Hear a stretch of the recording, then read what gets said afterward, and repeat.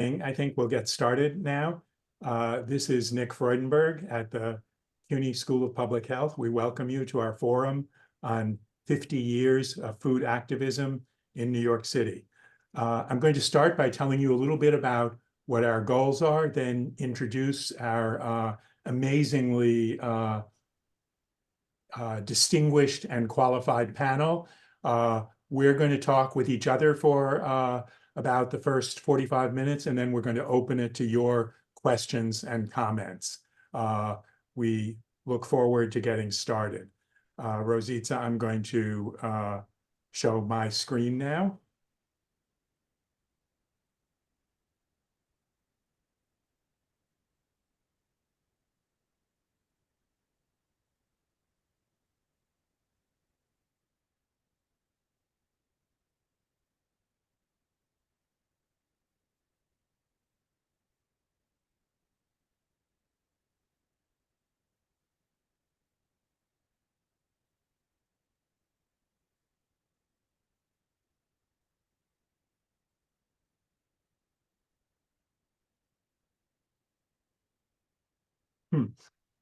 Just give me 1 second.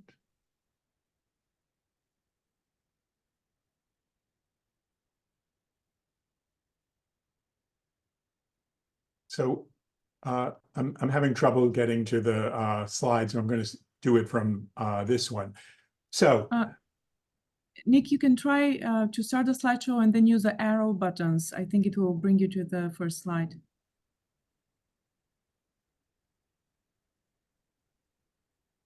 The same thing you did from the beginning. yes, when I go to that, the screen turns black. So Exactly. Yes, but if you use the arrow buttons, you should be able, I think, to go to the first slide. okay. Let's give it a try.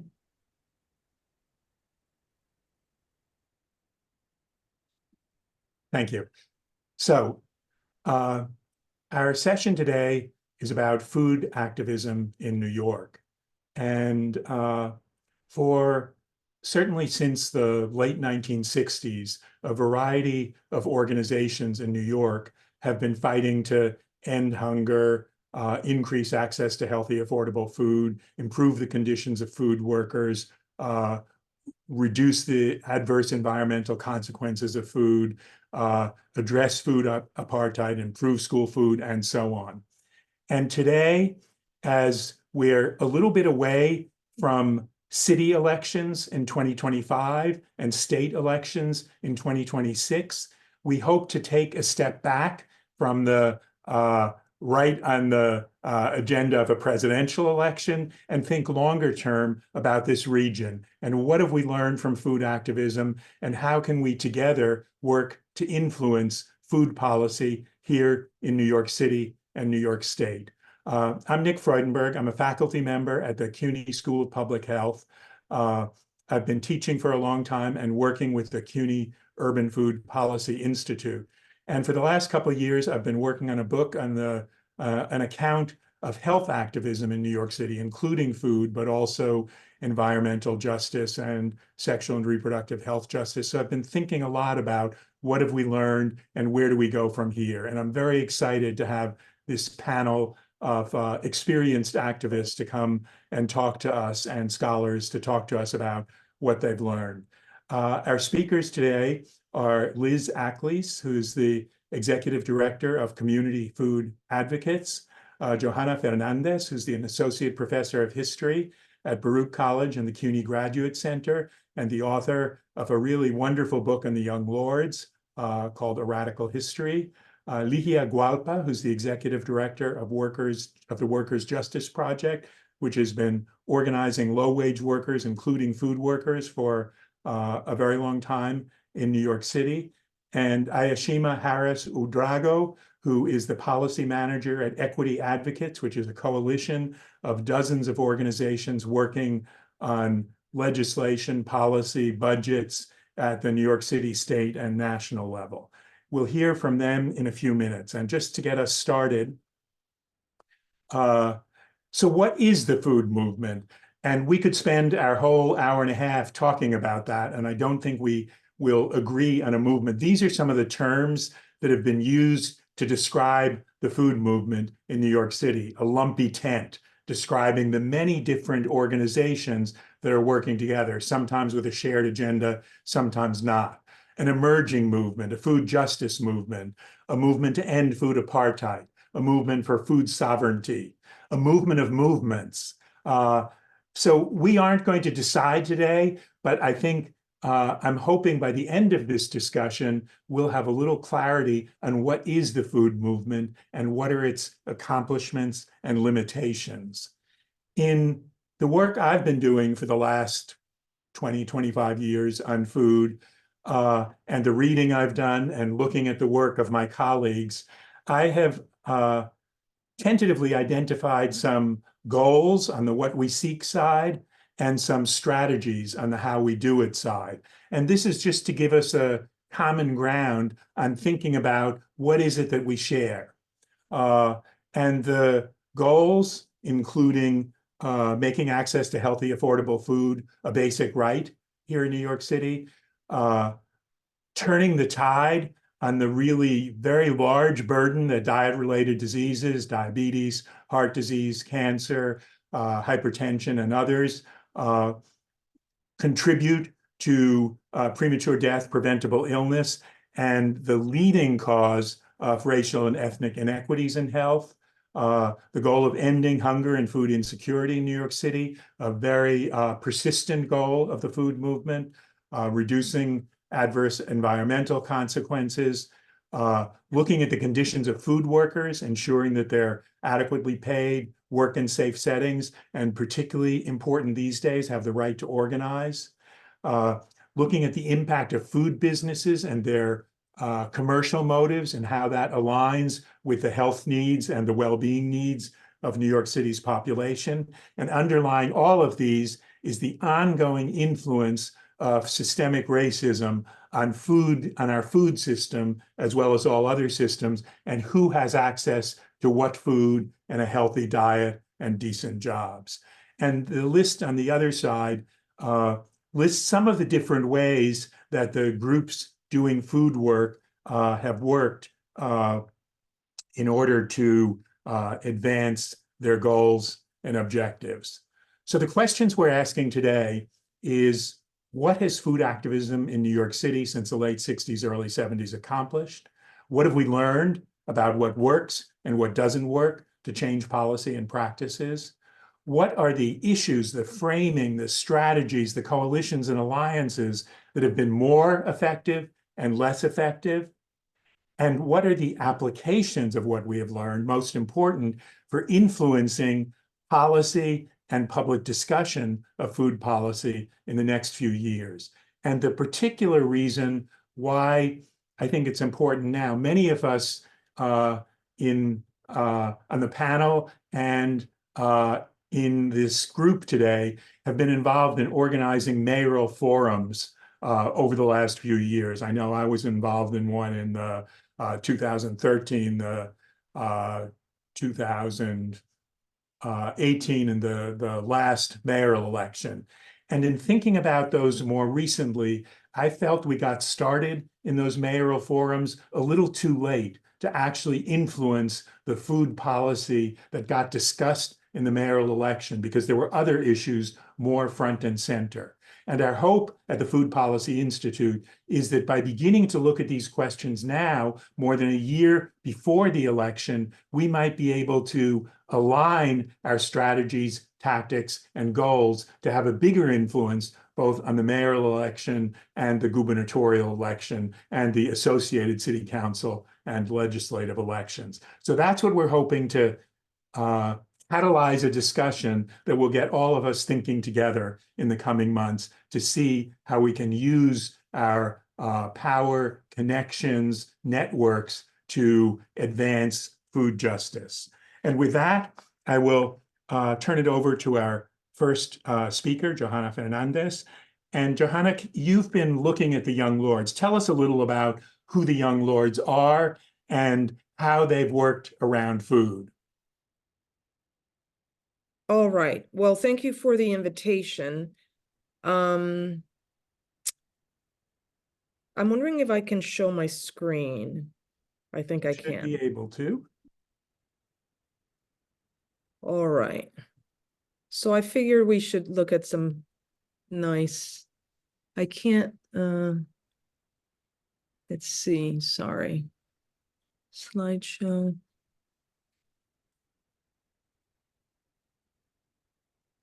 Maybe yes, play from current slide should be. It doesn't want. Perfect. Okay, here we are. All right. So who are the Young Lords? The Young Lords are the Puerto Rican counterpart of the Black Panther Party. For some reason, I can't go to the next slide. Do you know how do I do that? Using your mouse and just pressing the right. Aha, yes. So the Young Lords were a self-proclaimed revolutionary organization of the 1960s. They were led by working class Puerto Rican youth who were radicalized by the civil rights, Black Power, and women's movements and the gay and lesbian liberation movement, and also by the Vietnam War. They were the children of Puerto Rican migrants who were massively displaced from the island of Puerto Rico in 1947 as a result of a US industrialization project on the island that didn't absorb the people it displaced. A third of the people of the island were literally pushed out to cities like New York, Chicago, Philadelphia, Newark. And they settled in these cities that were experiencing deindustrialization for the first time, permanent joblessness, housing displacement, and just an acute form of poverty. This is all in the post-World War II period. And these migrants settled in these cities alongside of Black American migrants who were migrating from the South. Again, in cities that were experiencing public disinvestment. So the Young Lords model themselves after the Black Panther Party, and they're radicals who call themselves Marxist-Leninists and socialists. And their project is to build a revolutionary organization, but they also want to build movements as the ones that were being built in the 60s. So the question is, what did they do around issues of food scarcity? The Young Lords, like the Black Panthers, organized breakfast programs for children. And they organized these breakfast programs for school-age children living in poor neighborhoods who they argued rightfully that couldn't possibly learn. They said these children can't possibly learn. They probably haven't been fed breakfast in the morning before school, and hunger is a barrier to their learning in school, which probably has an impact on exams and the statistics around children of color in particular and their grades in school. So again, this project was initiated by the Black Panthers, and it was meant to expose the incapacity of governments, municipal governments, to tend to the needs of ordinary people. So the program was both motivated by the desire to meet a basic need, but it was also framed around a critique of life under capitalism and capitalism's inability to address and unwillingness to address human need, like hunger. It's important, however, to consider that these programs, which the Young Lords and the Black Panthers called survival programs, the breakfast program was one of many. Another one included the clothing program, a clothing drive. They had a series of health programs to test people in the community for lead, poisoning, and tuberculosis, and sickle cell anemia. The Black Panthers organized an ambulance service before 911 was an institution. So these survival programs were supposed to meet the needs of the community, but the Black Panthers and the Young Lords knew that they were limited in what they could do, given the pretty massive character of the need that no one organization could provide. So it was meant as a critique. And finally, these programs were influenced by the war on poverty programs that were established by the federal government in the 1960s to address poverty. And also, very importantly, the mandate known as maximum feasible participation of the war on poverty programs, which meant to take young people out of the streets and into these almost self-help 501c3 programs. And the objective of that was to get kids out of the streets to avoid the riots. So the Black Panthers and the Young Lords are influenced by all of these things. But again, they don't see themselves as a self-help organization. They see themselves as a political revolutionary organization that's building a revolutionary organization and is establishing survival programs pending revolution. Now, I can say a lot more about what they accomplished, but I think we can leave it there and I can come back to these questions.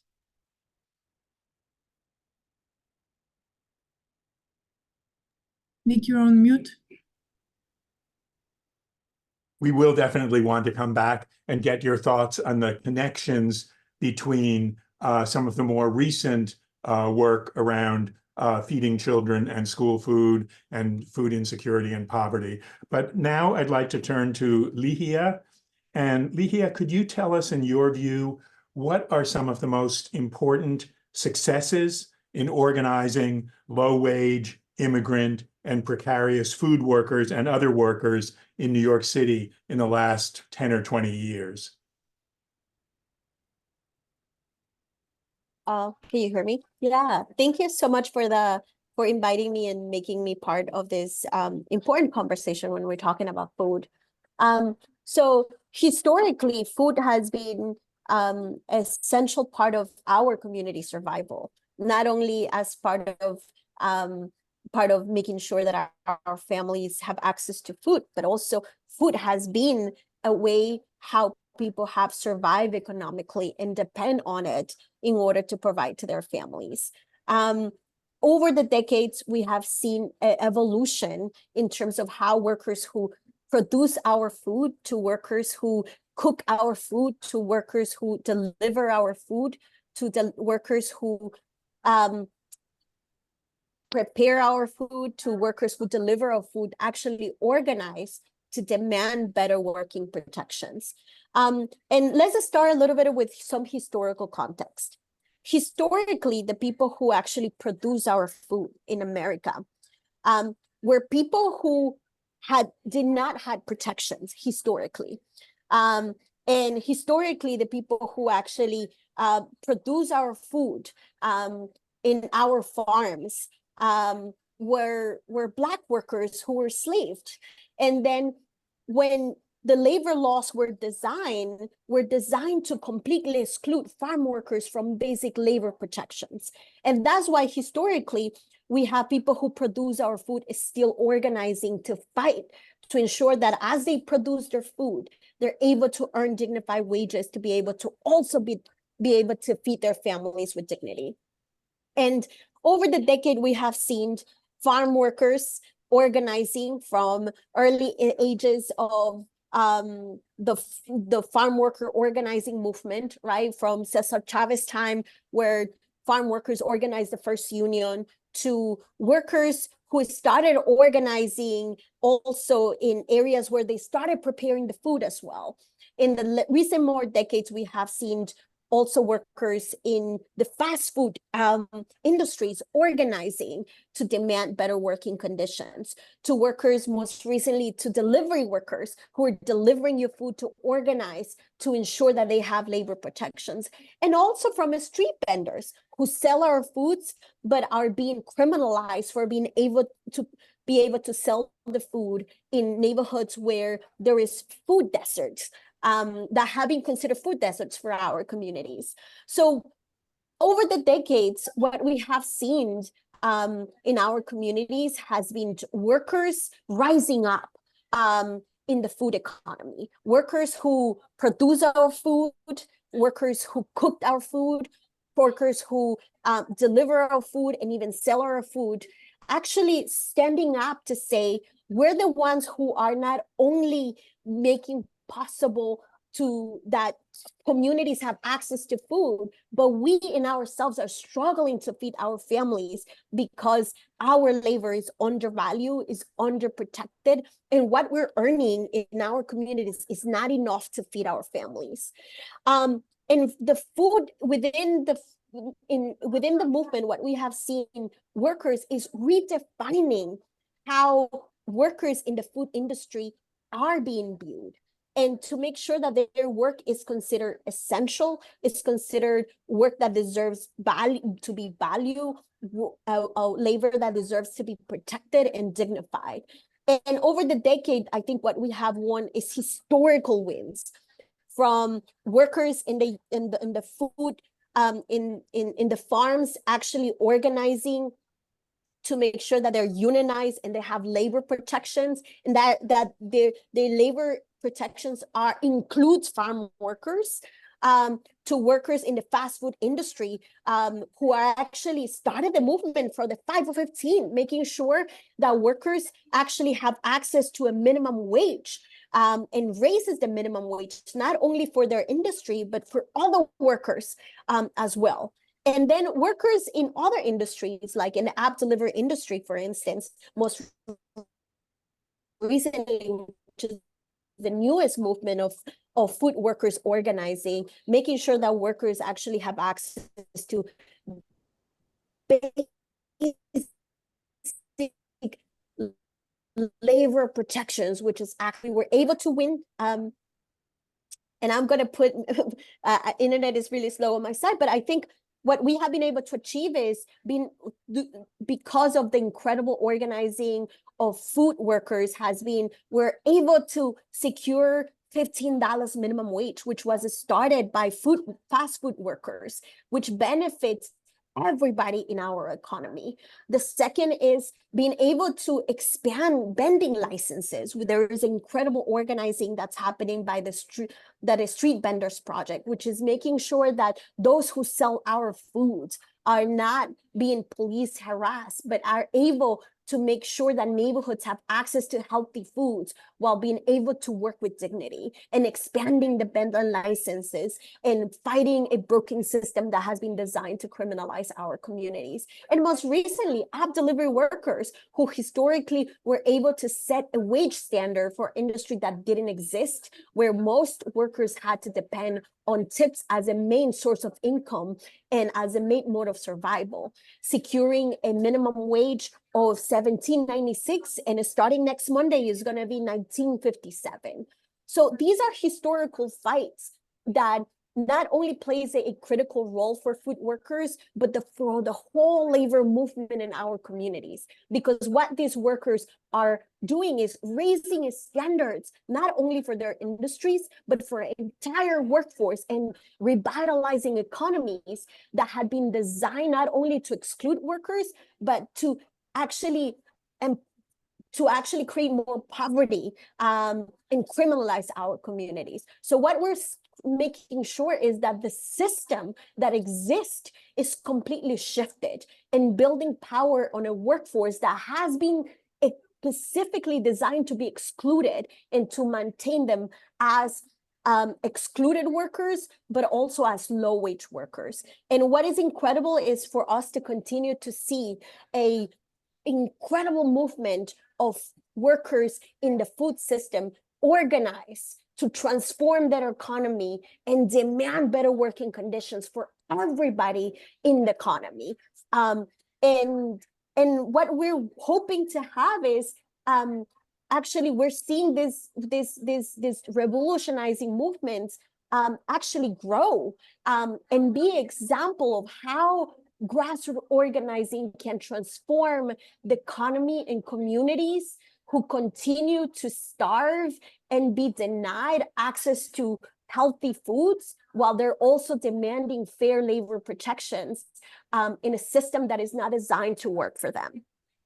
And we're super excited that, you know, Workers' Justice Project continues to be part of an incredible movement and to fight with incredible partners in the labor movement that is building a history. Los de Liberistas Unidos is proud to be part of a worker-centered community and labor unions, such as 32BJ, who has been fighting with fast food workers, a street vendors project, who's fighting to make sure that vending licenses are expanding it. And even see it be inspired by farm workers across the country still organizing to raise wages in the farms, and to making sure that workers who are delivering you food have the same protections and defined better working conditions in the future of all workers in our city's economy. And I'll end it there. And we're super proud to keep on organizing and transforming the industries of app delivery work with Los Deliveristas Unidos. Thank you so much, Ligia. And thank you. I also want to give a shout out for the important work you and your organization have been doing in organizing food delivery workers and app-based food workers, so important in New York City today. I'm going to move on to you, Liz.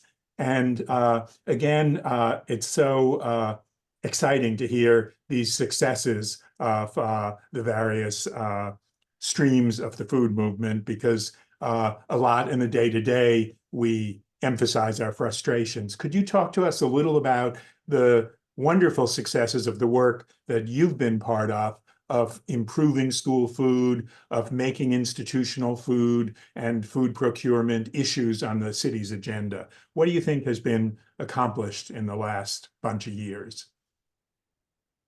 Well, thank you for having me, Nick. So I'm going to start off by saying what I've been doing policy advocacy work around food and income issues since the early 90s, but I had been away from it for a little while and came back in 2003 to become the executive director of Community Food Advocates. And one of the things that struck me most significantly, it was right when the food forum, the mayoral food forum was happening. And I thought to myself, I sat there and I was like, this is different. There is something that's happened in these few years where instead of this siloed work, that there were folks coming together to organize and push mayoral candidates on food issues. And I think that was a milestone. So I just want to say that. We started our work focusing on securing universal free school meals in New York City. We started in 2013, and even though at that food forum, after the then Mayor de Blasio, we thought this would be an easy win because, you know, more federal money in, you know, more kids eating, eliminating the structural barriers. We found quite a bit of resistance from the administration. So, but we were able to secure that in 2017.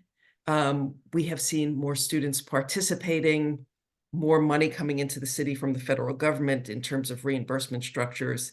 So that was also a launch pad because we've talked with thousands of people in school communities and learned, in addition to universal free school meals, we knew that was foundational, but we knew there was more work to be done and what to build on. And in those conversations, a few things that came up were really a few very bold things. Cafeteria environment, food appeal, and halal and kosher meals. And the reason that this is so important is school meals. There's a million public school students in New York City. Many of them are food insecure.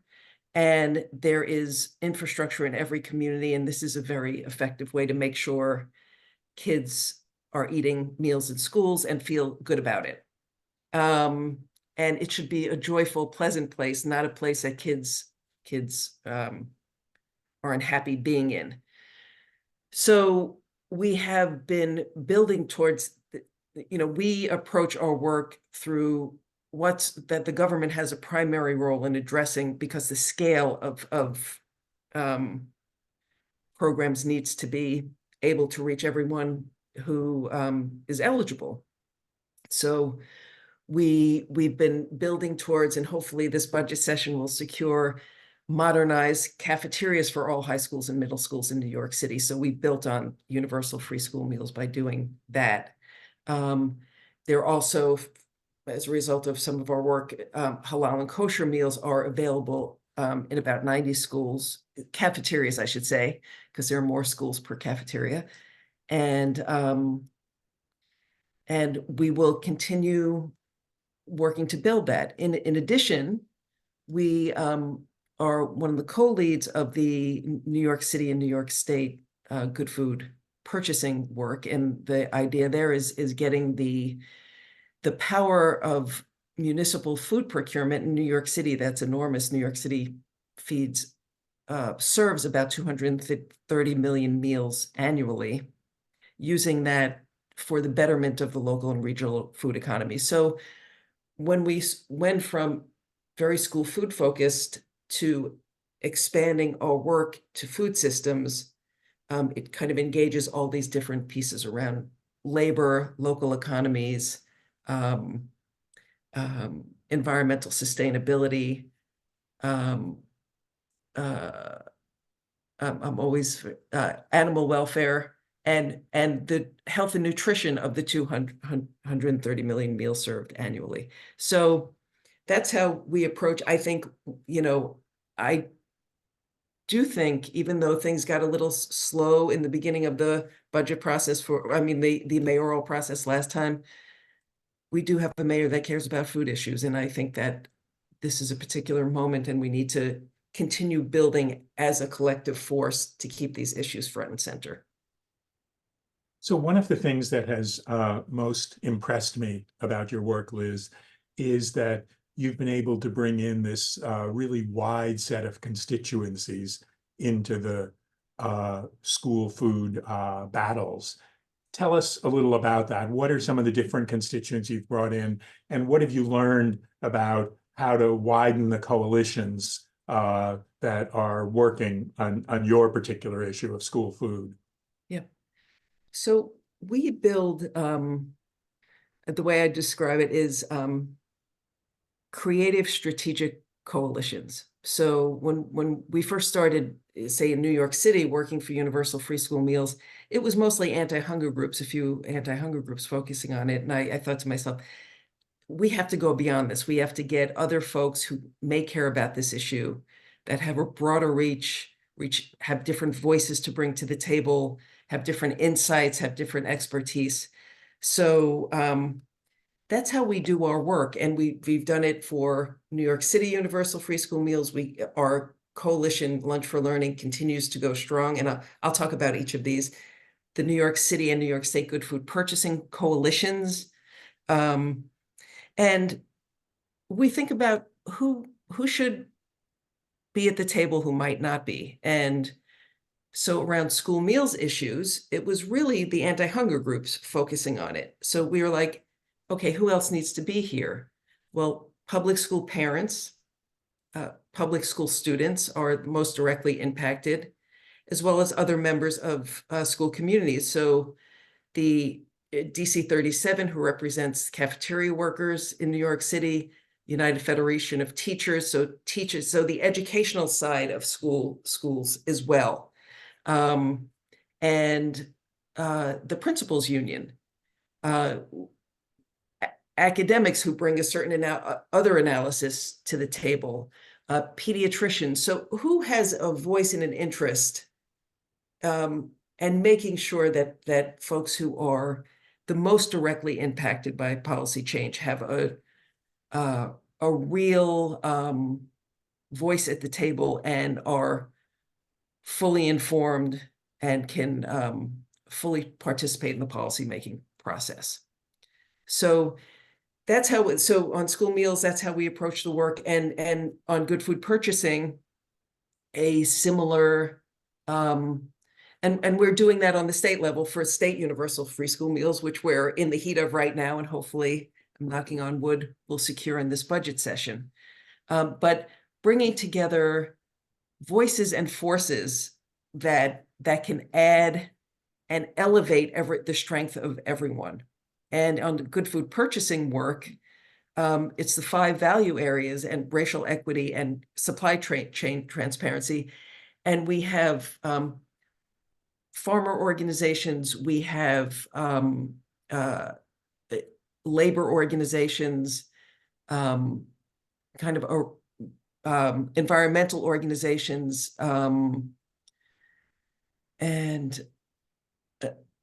animal welfare, like, so in all of the categories, and we bring this strength together. And I think it's a combination of us doing that intentionally and an awareness around food issues, both food access issues, income-related food access issues, which for us is underlying. This is an income issue, and then kind of the vastness of the food system and the connections and the individual issues, but also the broad connections. So that's how we go at the work, Nick. I hope that answered your question. It did, thank you. And just speaking from our own experience at the Urban Food Policy Institute, we've been working a little with groups on Eastern Long Island and in the Hudson Valley. And what we're finding is that bringing together farmers and farm organizations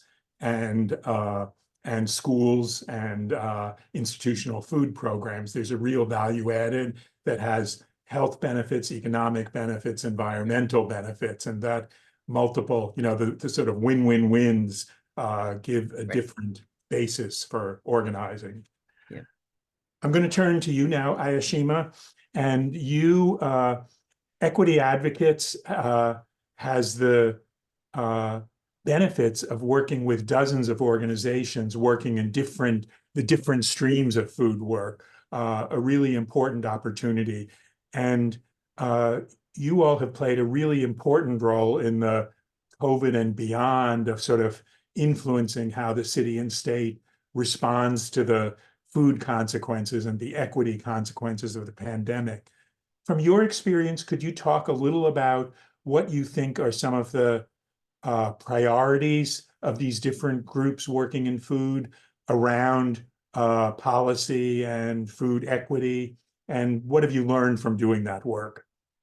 Yeah, to give a brief overview of our work at Equity Advocates.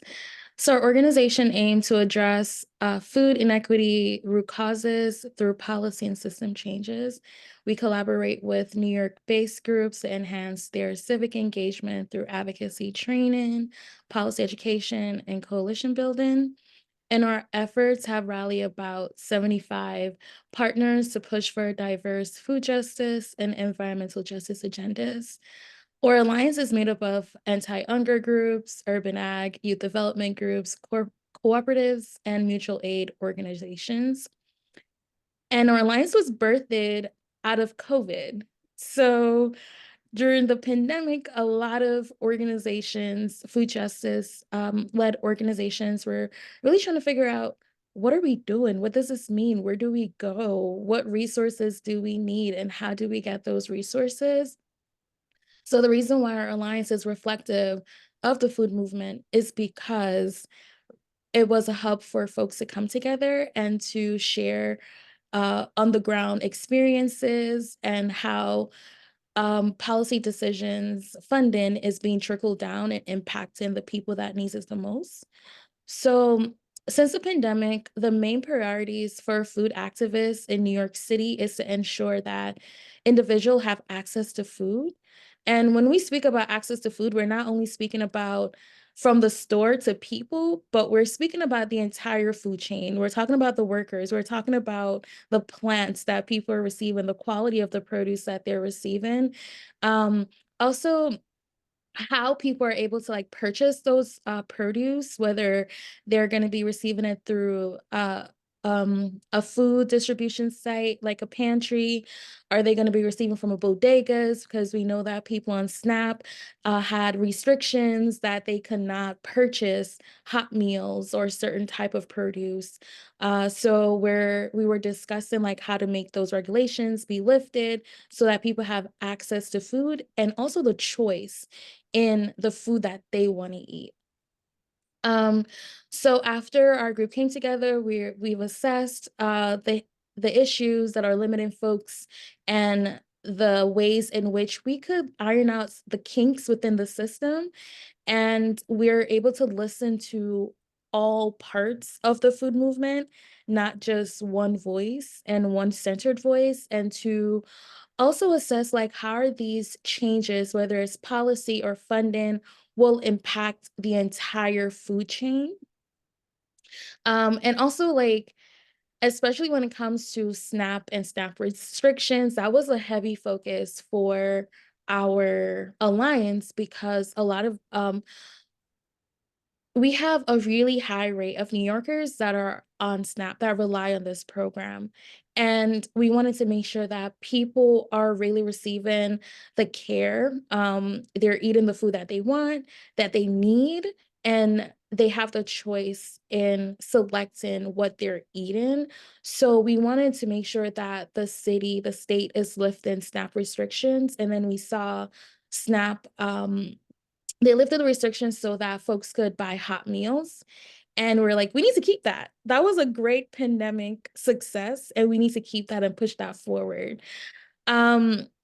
So we also assessed the feasibility of getting food to people through transportation. So during COVID, folks, we were thinking about like dropping off meals outside their doors. People were really scared about going inside people's homes or apartment buildings to make deliveries.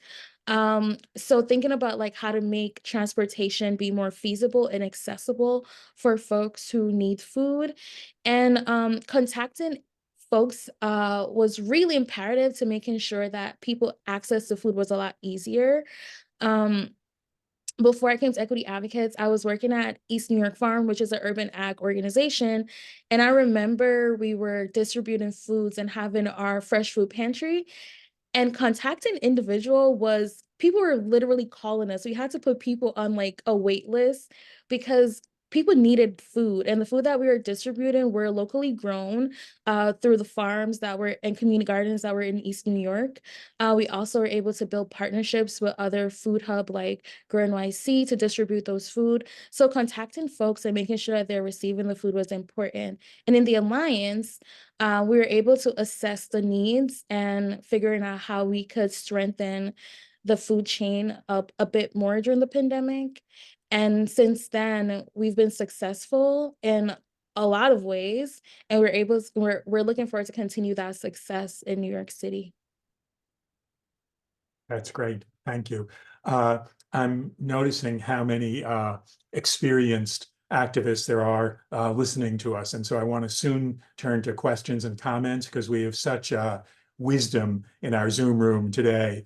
But I'm going to ask one more question of each of you. And Iyeshima, if it's okay, I'm going to start with you and then go in the reverse order. So there are three things you said that really impressed me. One was listening to multiple voices. The other was looking at the food system as a whole, as well as at the separate parts of it. And the third was learning from successes. And as we think about the 25 city elections and the 26 state elections, those are opportunities for food activists to shape the policy agenda for the next, period, the next decade or so. And I wonder if, from your vantage point, what are some of the broader things you could say about what you think the priorities should be in these two election cycles, and how we can take some of those things that you just mentioned and turn them into forward movement for the food justice movement in New York? Yeah, I would say I would speak to both city and state level. So we're a part of the 10-year food policy plan that the mayor put together, which is called Food Forward NYC. And we help to educate and mobilize our partners to provide like expert testimony, aiding in the passage of bill mandates to create the 10-year food policy plan. And we're able to successfully advocate for the mayor to develop a city report process and to foster like deeper community engagement with racial equity framework and mindset into the plan. And out of that, we accomplished great collaboration with the city and being able to influence and contribute about 35% of the Alliance ideas, initiatives into the 10-year food policy plan that the city came up with. And we really want to push the city on that because right now we don't have a clear sense of where things are with the food policy plan. And we need to be able to like make sure that we are holding the city accountable for moving the city forward, or the food system forward for the city. And for on a state level, our priority is to push for the SNAP minimum benefits, which we got the bill introduced in the Assembly and the Senate, and now we're working to include it in the FY25 state budget. And basically what this is calling for is to increase the SNAP minimum benefit to $50 per month.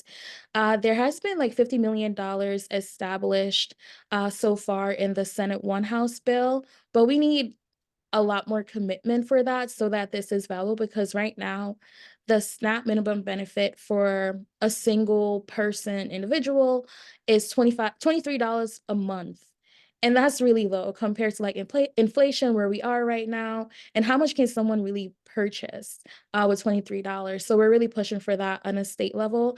And we've encouraged New York City Council members to write a letter on behalf of a support, and got about, I want to say like a lot of council members to sign on to that letter, pushing for the governor to increase the SNAP minimum benefits. So those are two priorities, and where we believe that the city and state could move forward when it comes to food equity and making and strengthening our food system. Great, thanks. And Liz, I'm going to ask you a similar question. So you've been at this for a while, as you said, you have some victories and some goals.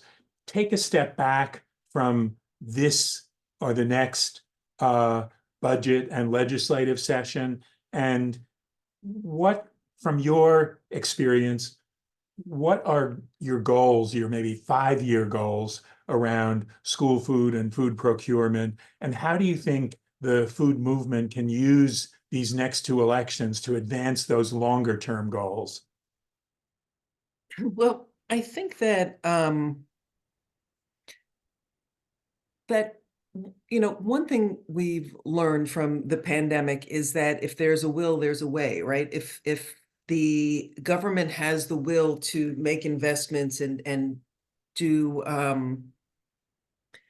bold actions, that we really can have an impact both on food access and improve food systems for everyone. So I think, if we're looking out 5 years from here, we have made a lot of progress with school food. I mean, there has been such incredible advancements and innovations in New York City on school food in these last several years, and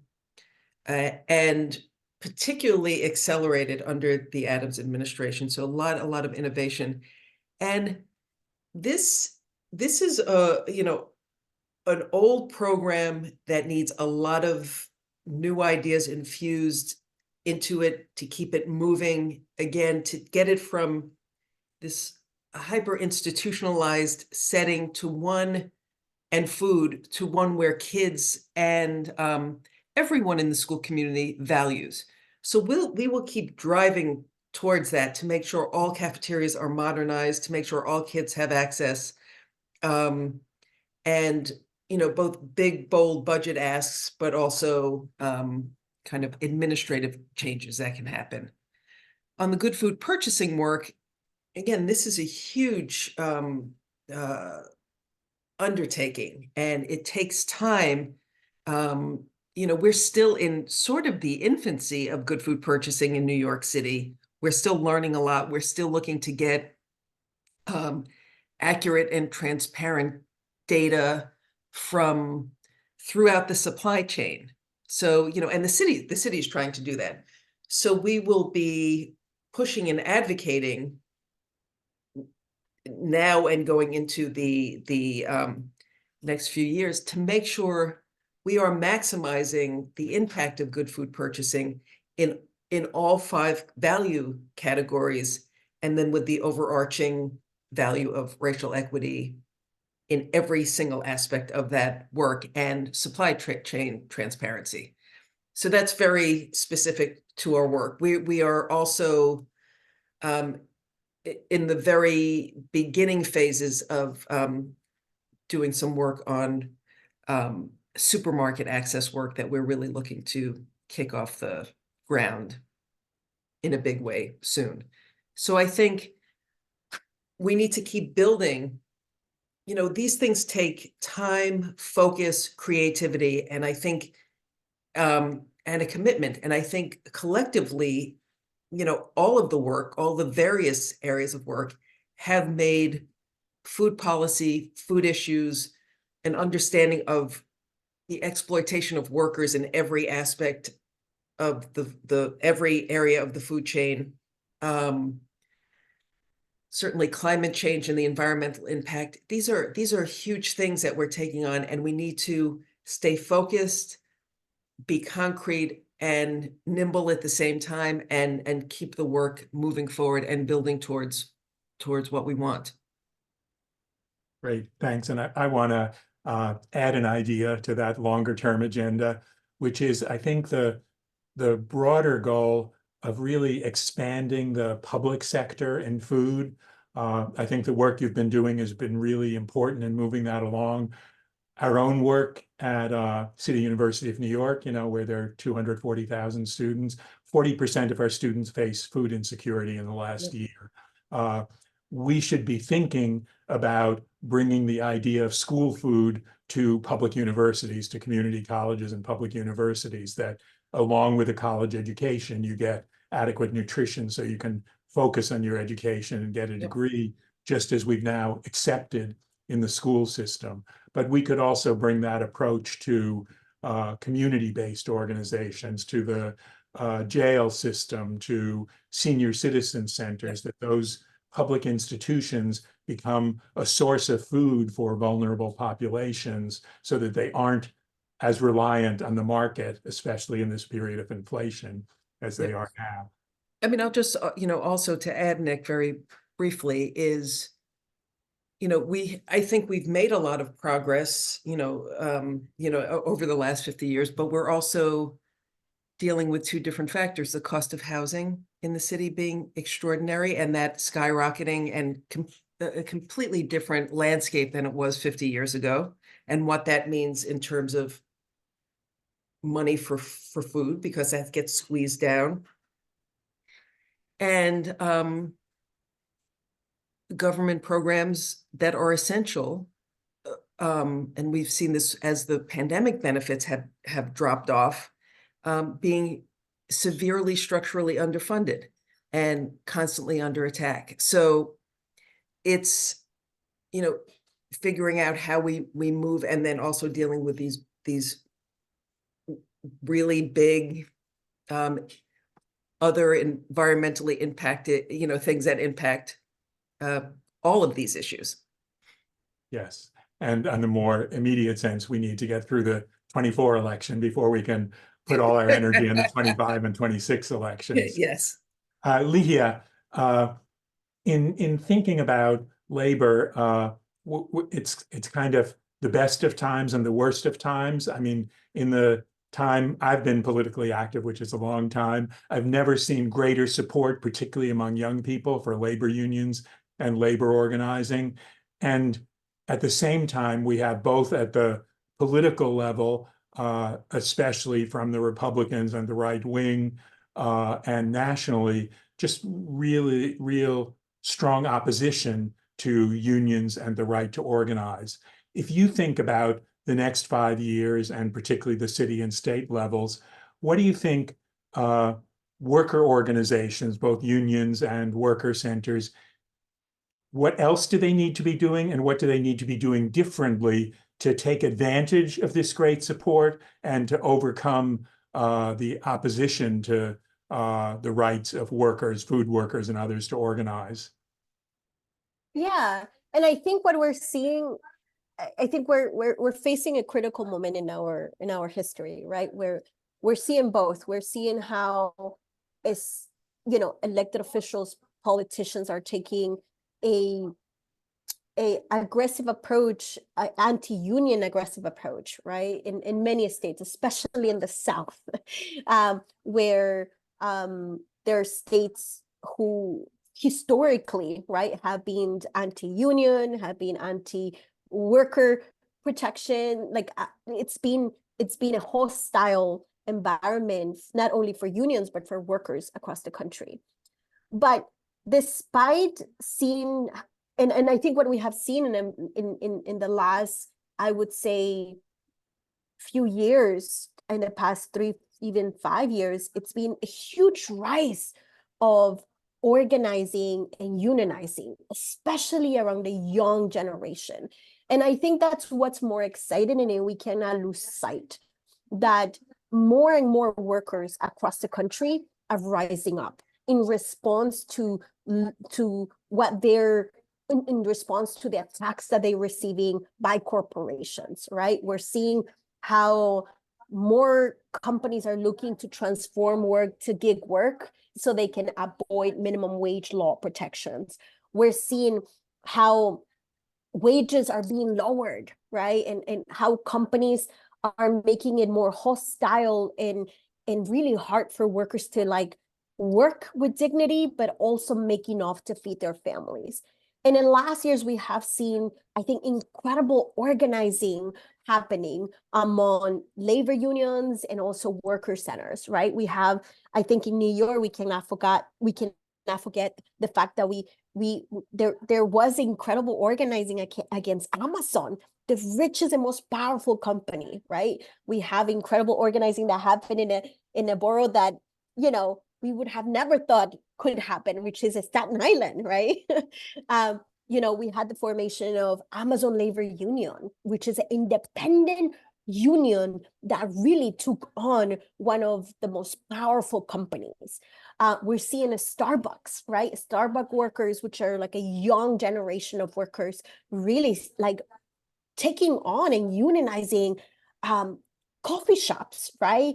And it's happening among a young generation of people who are acknowledging the power of unions. And then we also have, I think, across the country, incredible organizing among worker centers, right? Who we happen to be in this middle between, we're not a union, but we're not a service organization neither. We're like an organizing group who strongly believes that workers who are traditionally excluded and are being not organized by traditional labor, that there needs to be a pathway for them to organize. And we're seeing incredible organizing, and I'll start at home, obviously, with like Los Deliveristas Unidos.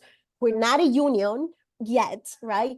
But are acting like a union. The fact that they got a minimum wage increase without being a union that for me in itself, that is the union, right?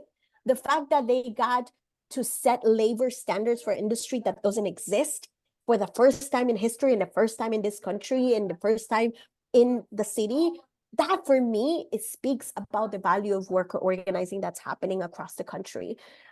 So what I'm seeing is a huge rise of worker organizing across the country.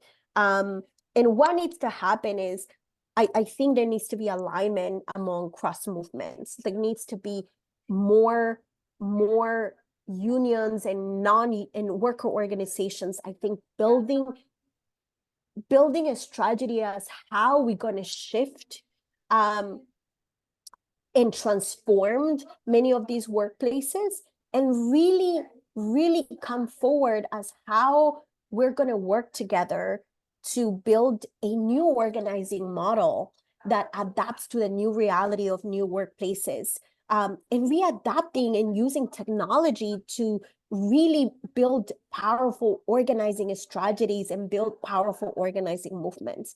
Because what we're seeing in the economy is big corporations using technology to advance their anti-union and worker organizing agendas. But they're also using technology to transform workplaces that traditionally have had protections to workplaces that are more gig, in workplaces where they don't have to honor the basic labor protections. So what I hope to see is labor and worker centers, I think, coming more together to understand that when we organize a non-union site, and when we are organizing to transform new industries, we're setting up we're transforming the workplaces, not only for those in that workplaces, but for everybody in the economy.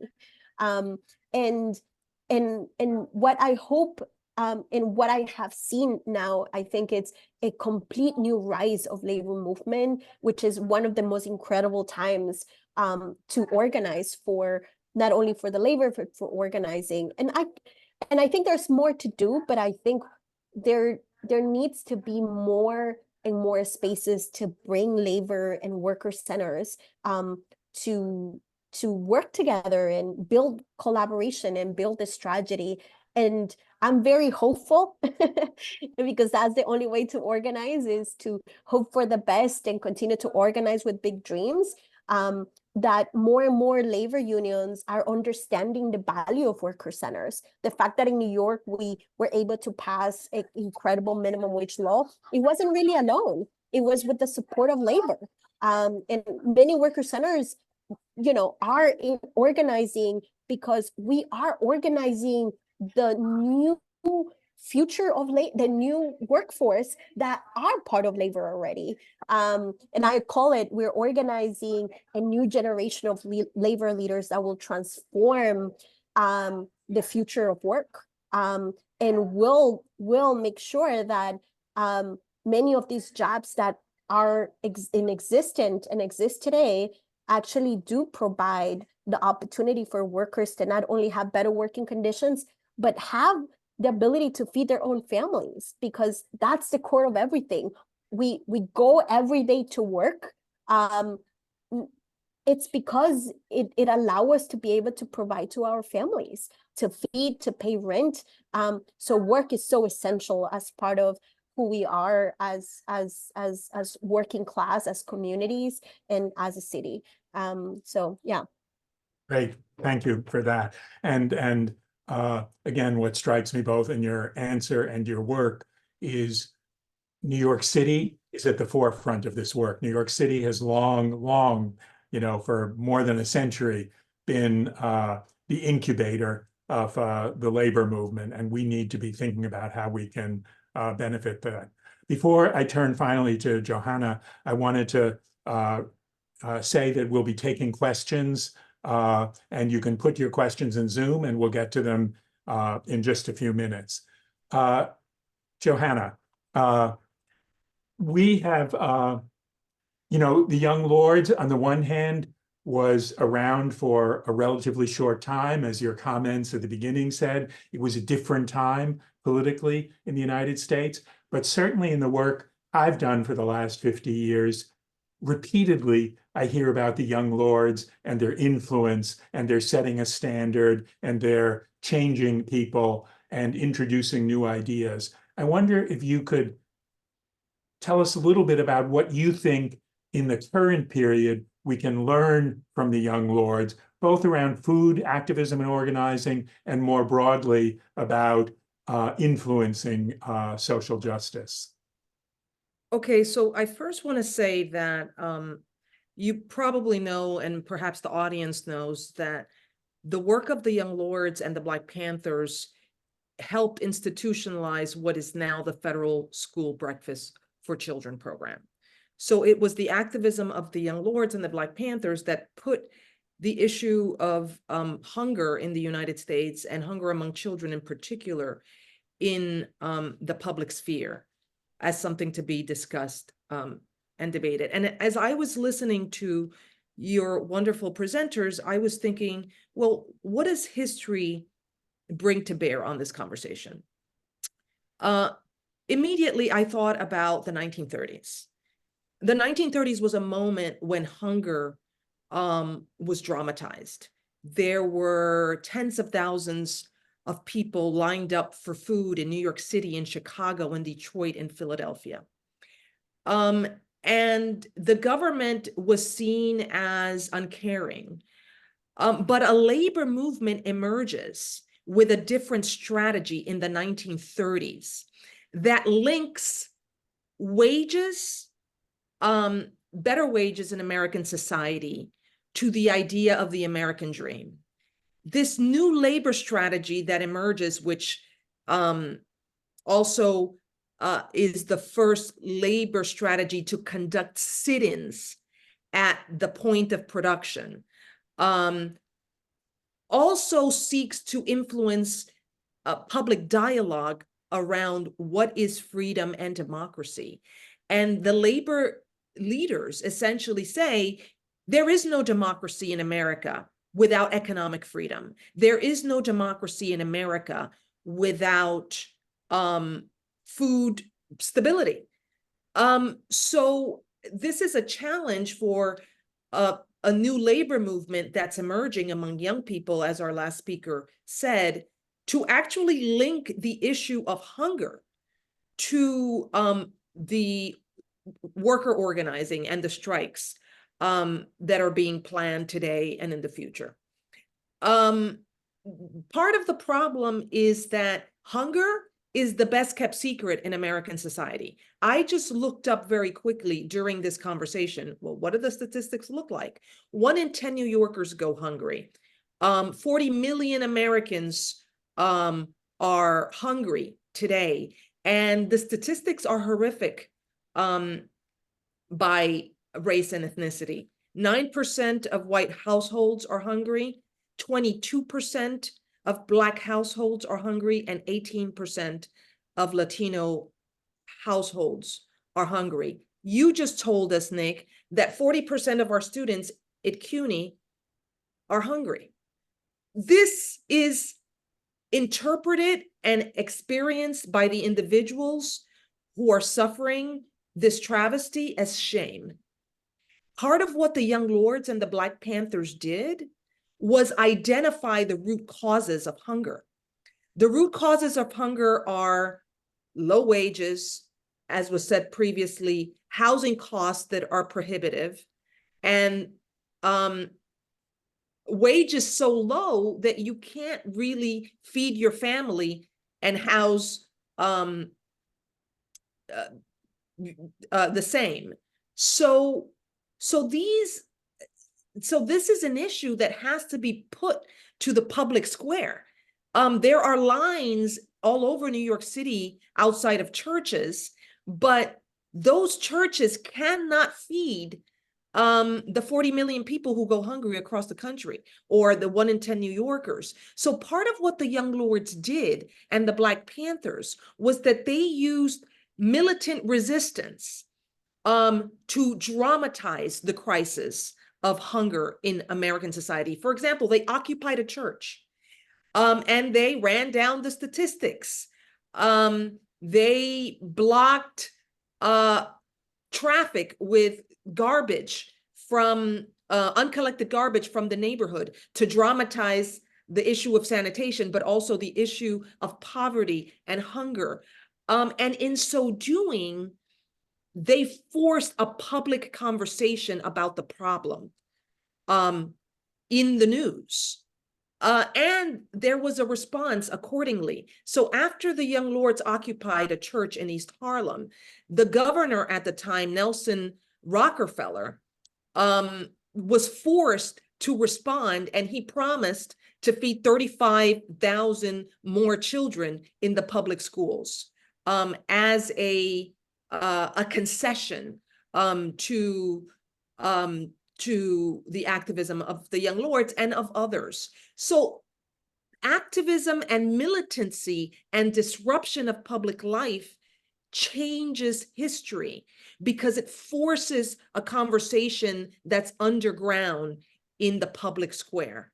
And on this issue, I want to just reiterate that there is an enormous amount of shame, individual shame, that accompanies not being able to feed your family and not being able to eat. But in fact, this is not a personal shortcoming, it's a social one. We have to build movements and workers' movements and community movements that expose the fact that we pay billions of dollars for military armament to kill people, yet people in the United States, the land of the free, go hungry. So I just wanted to just frame that the significance of social movements and protest, and the significance of linking issues together. Housing and hunger go hand in hand, and also houselessness. I thank you for this really important conversation. I'll just end by saying that there's an enormous amount of price gouging right now in the city and across the country since the pandemic that hasn't abated. I mean, I'm a professor with a good salary, and when I go to the supermarket, I have to count my pennies. If that's what middle-class people in New York are experiencing, I can only imagine what low-wage workers and welfare mothers are experiencing day in and day out. These are issues that are alive and present, and we need to create a crisis in the city and in this nation and expose the country for touting itself as the land of the free, but systemically producing hunger on a mass scale, on a scale so massive that no little organization is able to really substantially address it. Only a New Deal program, right, that addresses hunger will abate the crisis for Americans. Great. Thank you so much for that framing and giving us both the historical background and putting it in the context, including the context of now. We're starting to get some questions. Encourage more of your questions. Some of the more specific ones we might answer later, and we're encouraging you to focus your questions on the topic of the panel, which is activism. I'd like to turn to a question from Tom Angade. Hi, Tom. Thanks for joining us. And he asked the question, and I put this to anyone in the panel: how does the food movement address corporate monopolies over food production, distribution, and information about food through marketing? And how do we integrate looking at those commercial actors with the organizing and activism work that we're doing? Someone want to get started on that?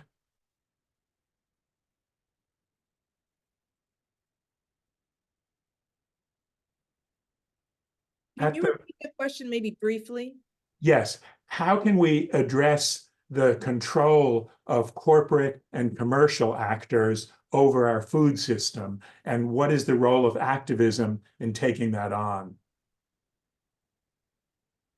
Please, you have a I'll jump in a narrow view on this. So just to say that, because there's lots of different angles here. But one of the things that with the building up, not just in New York City, but throughout the country, with good food purchasing is a twofold approach. One is improving the practices of the largest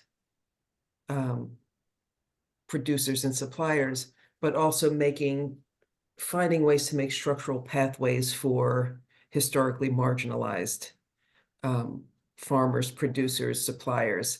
So I think that takes a very clear and definitive path to need to move that, and kind of not just where we are at the moment, but look at the kind of all of the pieces historically that have led to that we need to address in order to really move forward in a significant holistic. Right. And to add to that, from our own experience at the Food Policy Institute, we've been doing work around what we call predatory marketing of food, particularly to vulnerable populations, and are looking to push for legislation at the city and state level, and also really to make this an electoral issue in the mayoral and the state level, to get the city government and the state government to use their authority to protect our children from advertising designed to get them to consume food that's going to make them sick and die early.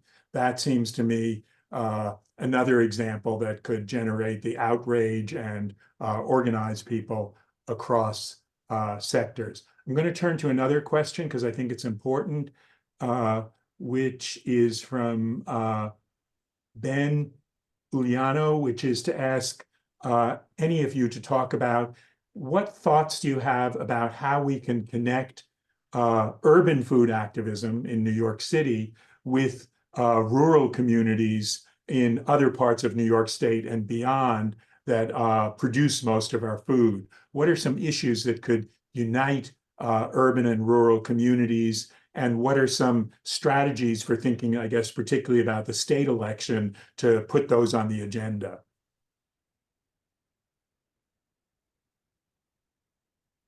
I think there could be more conversations with producers and consumers with how food being grown, funding, legislations impact the food chain as a whole. I was approached by a farmer recently at an event, and I was talking about the Farm Bill and SNAP and how it's a whole system and everything is connected in that approach, and how we need to support each other and work together more and leveraging our power and understanding. And he was like, shouldn't farmers be a part of these conversations? I'm like, yes. Like, you benefit from SNAP. Consumers could direct the food that you're producing and how it's being grown. And then that it's a whole cycle and it's a whole loop. And they need to be involved in this conversation more, because we all help to facilitate and drive our work, and also would support each other in applying pressure on our legislatives, our electeds, to make sure that we have access to the resources that we need. So I think there needs to be a lot more conversations with both parties, like producers, vendors, and consumers, so that we could better understand like the needs and how we could leverage our power together in order to advance and ask for more resources and make sure that those resources are equitable. A lot of times I see like producers are not really, they're not in the environment to listen to their consumers. So I think there needs to be, those barriers need to be removed, and for those conversations to start taking place, because we can't continue working like this. We can't keep on saying to fix the food movement if we don't have everyone a part of the conversation. And it's imperative to be able to create those platforms so everyone could raise their voices. So yes, everyone needs to be inclusive in that process, and we need to start by making sure that everyone is in the room and a part of the discussion. And Ligia, could I ask you to expand on that a little? In the work that we've done in Eastern Long Island and the Hudson Valley, we found that sometimes the interests of farmers, small and middle-sized farmers, and food workers aren't necessarily the same. And I wonder if you could talk about how do we bring farm workers into these discussions? How do we find the shared interests and the differences between farmers and farm workers, people who work for pay on farms? Yeah, and I think this is a broader conversation among how we think ourselves also as consumers. Sometimes I think there needs to be a broader conversation about among everybody, including immigrant and working class communities, how we position ourselves, from how we consume, where we consume, and how does that impact the people who are not only selling, producing, and making our foods. I'm just gonna give a quick story about the Bronx, right? Like, I grew up in the South Bronx, and something that we have experienced in our neighborhoods is how many of our neighborhoods are our streets and our restaurants are packed with fast food chains, right? In the Bronx, in every corner, you would see a McDonald's, you would see a Chipotle, you will see all these fast food chains, right? And the people in few mom and pop restaurants. And when we are, as consumers, are consuming, the first thing that comes to our mind is going to a McDonald's to access and buy food. And the businesses who are struggling the most to stay on business happens to be small restaurants or street vendors who are trying. So what we need to ensure in having within our communities is how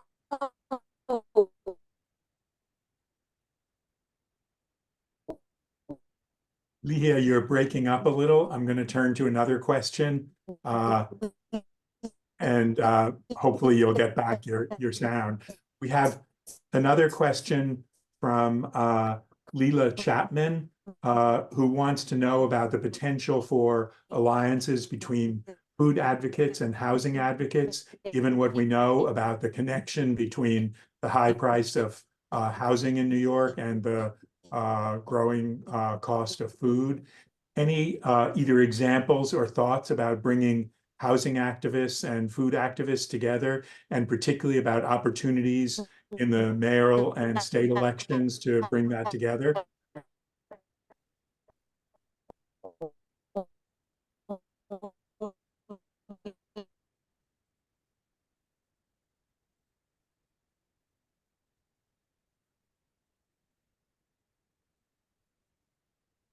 We'll say, I think there's, of course, a lot of potential for cross work. I think where the challenge comes in, even though these things are so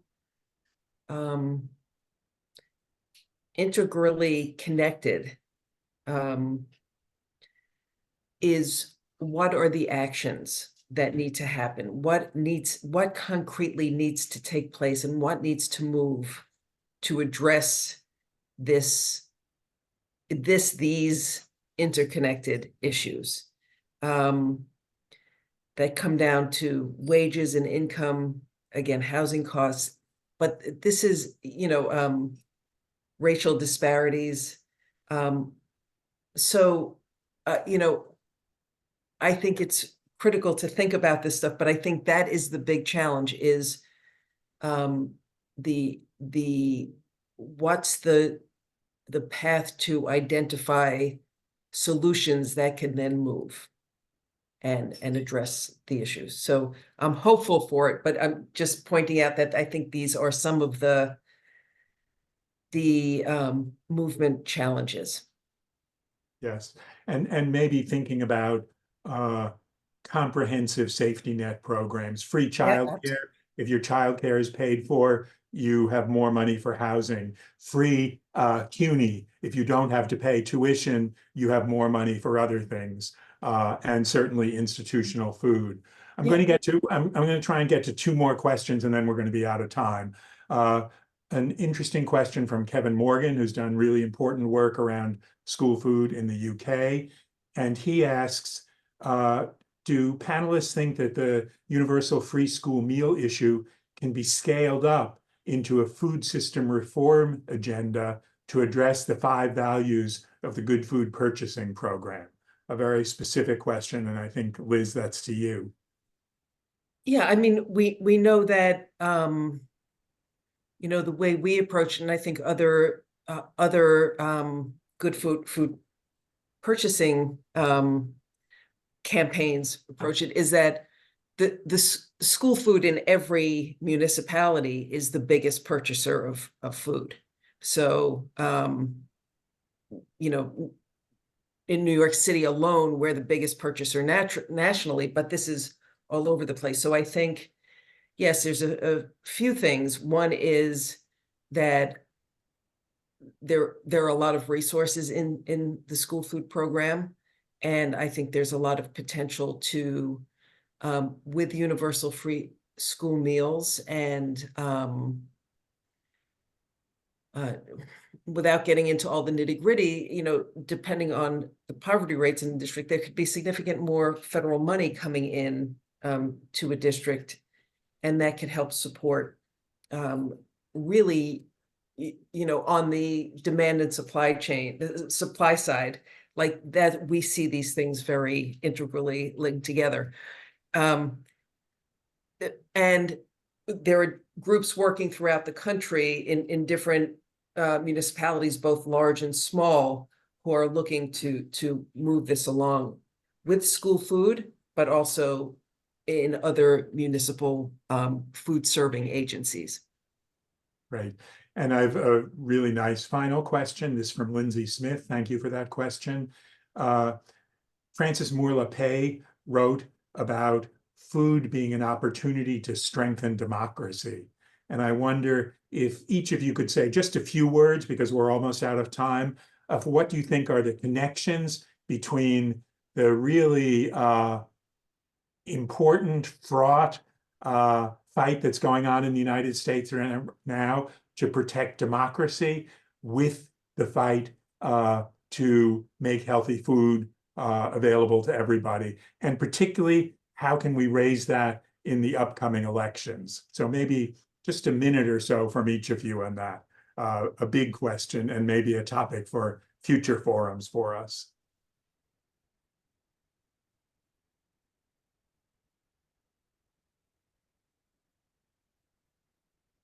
The question is, again? Yes. How do we connect the fight to protect democracy with the fight to make healthy food available to everybody? And I wonder if you think there's anything to learn from the Young Lords on making that connection. I mean, there is no democracy. Democracy is a sham in the presence of hunger on such a mass scale. And this week, there have been quite a number of articles published domestically and internationally on the rate of cancer, the high rates of cancer among young people, directly linked to how our diets have changed. Again, not exactly about poverty, but about what Ligia was talking about, that we are a nation and a world that has abandoned healthy food. So there's a connection there, but I think the most dramatic connection is the contradiction that we spend billions of dollars in war and not enough money on food, healthy food. I'm also thinking that if schools are a major buyer of food through the universal school food program. I wonder if those communities and sectors wouldn't demand buying food from healthy farmers, organic farmers, and buyers, or not buyers, but sellers that are health conscious, and can advance this conversation forward. I mean, it seems that these issues should not be limited to the administrative body that's organizing them. I think young people have to be involved in this conversation in schools. What are we eating? Where is our food coming from? And how can we make sure that food is available to everyone and that food is healthy? I think that we have an opportunity, given the crisis around COVID, and the hunger that it exposed among so many, to really bring this to the grassroots, to churches, to schools, to workplaces, and really get a conversation going. I think part of what we need is a public education campaign around food and all the ways in which it's connected to democracy, or the lack thereof. And I Quick comments from anybody else? Yes, Ligia. Yeah, and I think Johanna just reminded me that I think there's a need to democratize our communities in every part of our neighborhoods, from the workplaces, from schools, because the reality is that everything is driven by big capitalist companies who decide who gets to establish restaurants, who gets to distribute food to schools. So I think I just want to reflect, like, there's no democracy, and let's remind ourselves that our local economy is run by big corporations whose interest is to make our communities unhealthy and make sure that they exploit workers. So organizing is the key to everything. And the only way we're going to achieve democracy is by organizing our schools, from moms and dads demanding that our local schools buy food from small farms who can produce and sell, from making sure also workers who work in fast food restaurants organize and demand for these companies to be held accountable. So we need to start organizing to democratize our communities, our neighborhoods, our workplaces, our schools. And we have to start there, organizing. Great. And I'll maybe end, because I think we are out of time. As a person who got my start in the 60s activism, you know, we said that people have a right to make the decisions in their own community, and that includes the right to decide what food choices are available to support ourselves and support our health. And so bringing that democratic right to make sure that communities like Harlem, you know, where our school is located, has the right to decide what stores are there, what food is available, what prices are charged. I'd like to thank our panelists so much, such a rich discussion, and all of you who participated. And we look forward to continuing this conversation over the next few years. Thank you all so much, and have a good rest of the day. Thank you. Thank you.